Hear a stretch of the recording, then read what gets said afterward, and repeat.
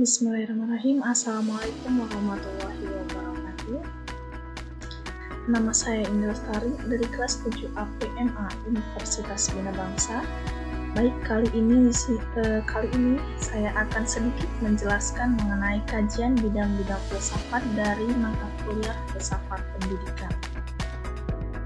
Langsung saja, pembahasan pertama adalah ontologi. Pengertian dari ontologi. Ontologi berasal dari bahasa Yunani, yaitu on atau ontos, yang merupakan ada, dan logos yang merupakan ilmu, sehingga ontologi merupakan ilmu yang mengenai keberadaan, atau ilmu yang membahas tentang keberadaan. Contohnya, pada rumah, dari zaman ke zaman, seiring berjalannya waktu, seiring berkembangnya zaman, maka ada model-model rumah yang berbeda.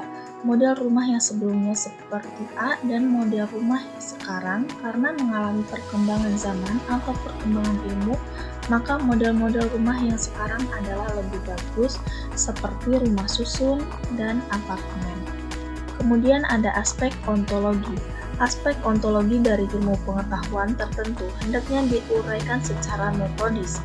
Maksud dari metodis adalah digunakan untuk mencari kebenaran.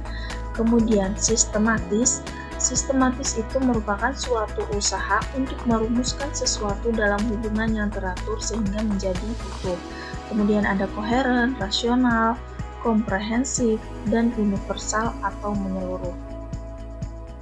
Nah, selanjutnya ada metode ontologi. Metode ontologi yang pertama ada monoisme yang terbagi menjadi dua, yaitu materialisme dan idealisme.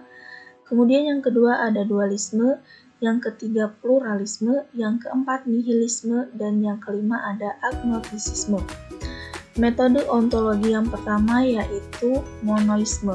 Maksud dari monoisme adalah konsep metafisika dan teologi yang tunggal, atau kita contohkan pada air, karena air merupakan sesuatu yang tunggal. Kemudian yang kedua ada dualisme.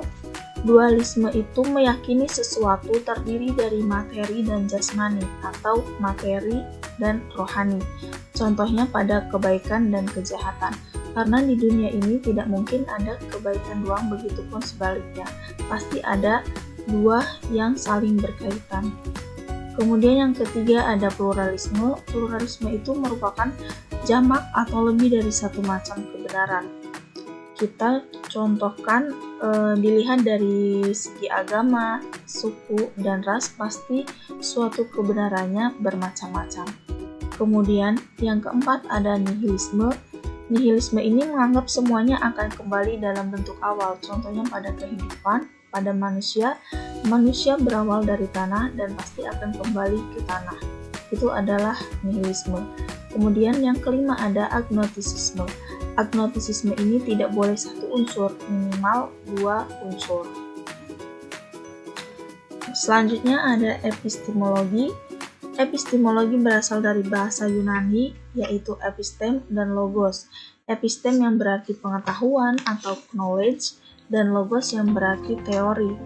Dengan demikian, epistemologi secara etimologis berarti teori pengetahuan atau ilmu-ilmu yang dikaji menjadi satu sehingga menjadi suatu pengetahuan.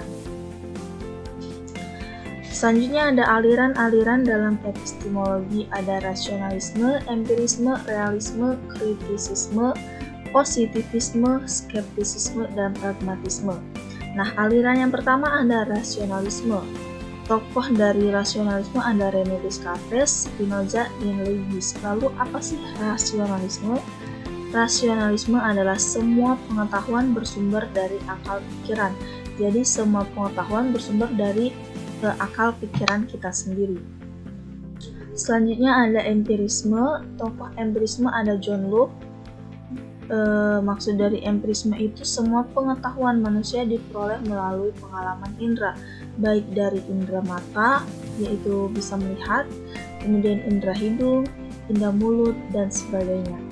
Selanjutnya ada realisme. Realisme ini tokohnya adalah Aristoteles, yang mana mengungkapkan bahwa semua objek-objek yang kita serap lewat indera adalah nyata dalam diri objek tersebut. Jadi intinya realisme itu adalah nyata, fakta, sesuai dengan kenyataan atau kebenaran. Selanjutnya ada kritisisme.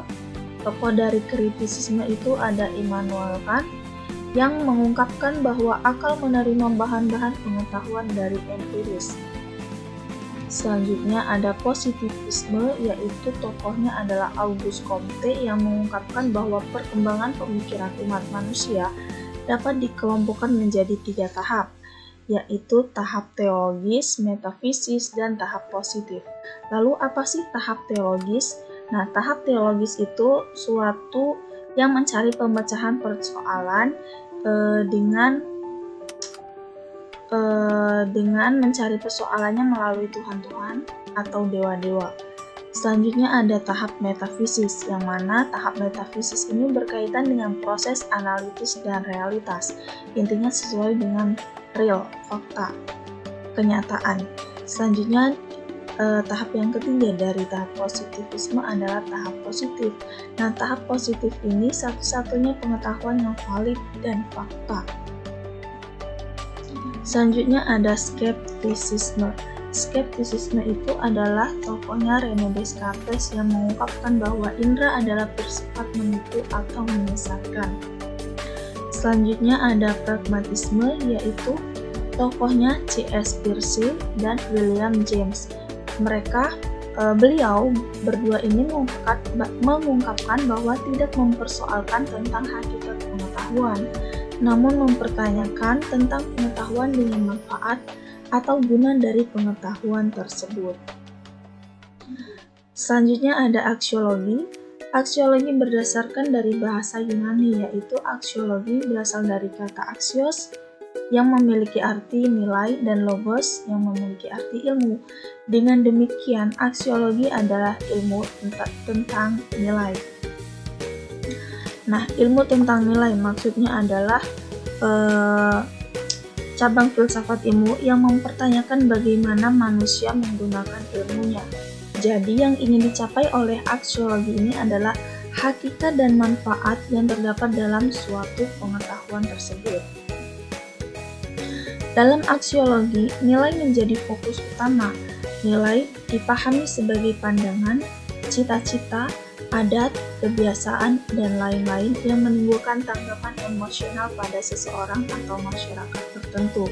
Nah, dalam filsafat, nilai ini akan berkaitan dengan logika, etika, dan estetika, karena dalam logika, etika, dan estetika ini saling berkaitan dengan nilai.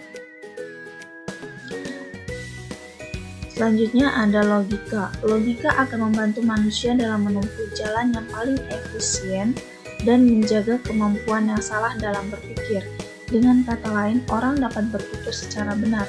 Jadi, sebelum melakukan sesuatu, maka kita harus berpikir menggunakan logika, sehingga kita mampu menempuh jalan yang paling efisien dan menjaga kemampuannya.